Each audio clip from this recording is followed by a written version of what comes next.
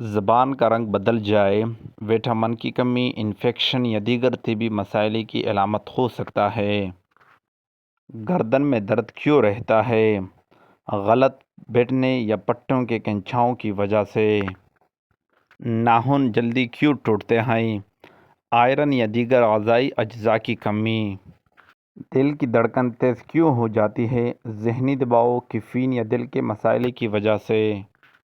ہاتھ پاؤں ٹھنڈے کیوں رہتے ہیں؟ خون کی روانی کم ہونا یا خون کی کمی کی وجہ ہو سکتی ہے۔ کھانا کھانے کے بعد نیند کیوں آتی ہے؟ بھاری کھانا یا خون کی شوگر میں تبدیلی وجہ ہو سکتی ہے۔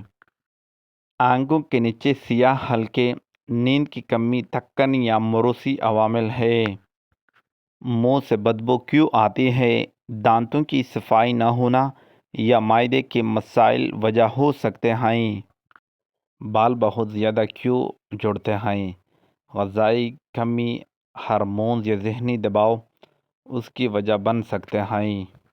بار بار موت کے خیالات آنا، یہ ذہنی صحت کے مسائل کی علامت ہو سکتا ہے۔